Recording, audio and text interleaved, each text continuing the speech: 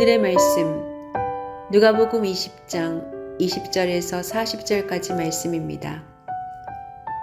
그리하여 그들은 기회를 엿보다가 정탐꾼들을 보내어 이들이 거짓으로 의로운 사람들인 채 행세하면서 예수께로 접근하게 하여 그의 말씀을 책잡게 하였다. 그렇게 해서 그들은 예수의 총독의 치리권과 사법권에 넘겨주려고 하였다.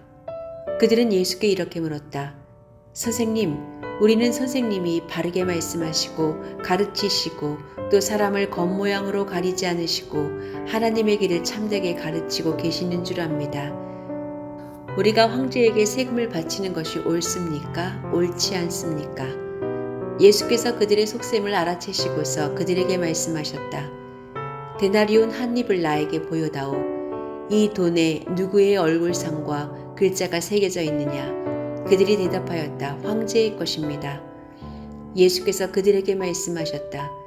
그러면 황제의 것은 황제에게 돌려주고 하나님의 것은 하나님에게 돌려드려라. 그들은 백성 앞에서 예수의 말씀을 책잡지 못하고 그의 답변에 놀라서 입을 다물었다. 부활이 없다고 주장하는 사두개파 사람 가운데 몇 사람이 다가와서 예수께 물었다. 선생님, 모세가 우리에게 써주기를 어떤 사람의 형이 자식이 없어 아내를 남겨두고 죽으면 그 동생이 그 형수를 맞아들여서 뒤를 이을 아들을 자기 형에게 세워주어야 한다 하였습니다. 그런데 7 형제가 있습니다. 마지가 아내를 얻어서 살다가 자식이 없이 죽었습니다.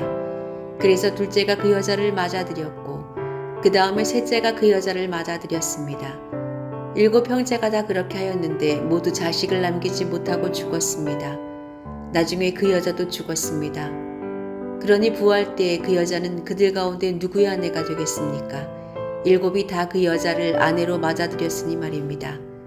예수께서 그들에게 말씀하셨다. 이 세상 사람들은 장가도 가고 시집도 가지만 저 세상과 죽은 사람 가운데서 살아나는 부활에 참여할 자격을 얻는 사람은 장가도 가지 않고 시집도 가지 않는다. 그들은 천사와 같아서 더 이상 죽지도 않는다.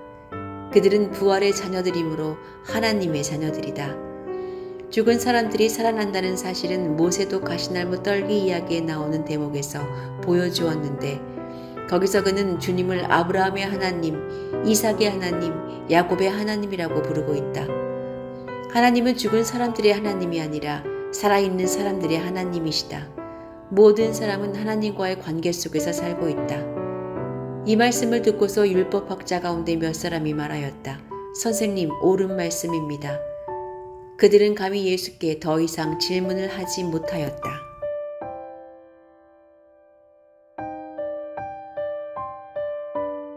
트집을 잡으려 할 때에는 조그마한 것이라도 문제가 될 수 있습니다.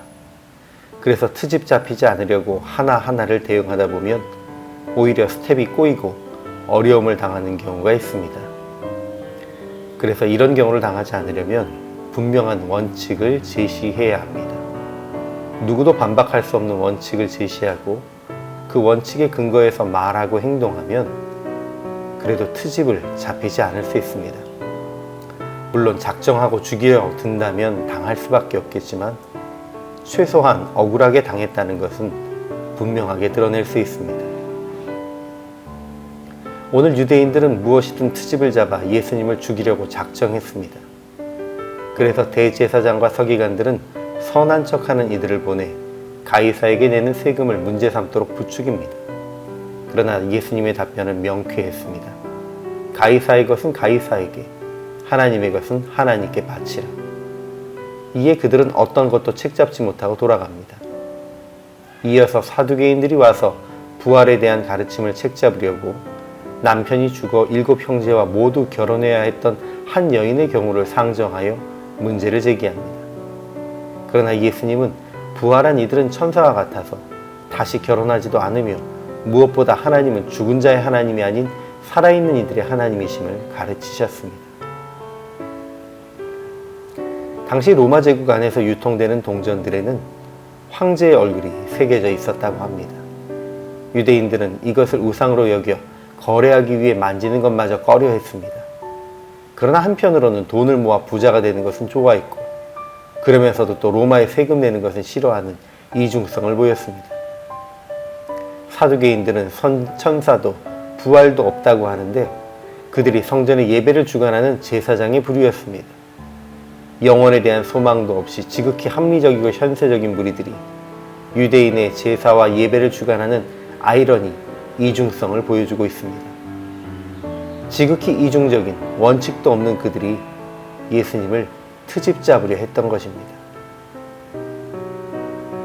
스스로 원칙도 지키지 않으면서 타인의 트집을 잡으려고 작정하고 나선 이들에게 대응하는 한 가지 방법은 원칙대로 말하고 원칙대로 행하는 것입니다. 비록 효율은 떨어져 보이고 융통성이 없다고 주변에서 불편해할 수는 있어도 원칙대로 하는 것이 가장 지혜롭습니다. 세상의 것은 세상에게 보내고 하나님은 산자의 하나님이시니 모든 죽은 자는 부활하여 산자가 될 것이라는 이 예수님이 말씀하신 원리를 믿으며 살면 됩니다. 무엇보다 내 것은 하나도 없으니 세상의 것은 세상에게, 하나님의 것은 하나님께 돌려드린다는 원칙 위에 바로 서서 살면 누구도 우리의 삶을 트집 잡지 못할 것입니다.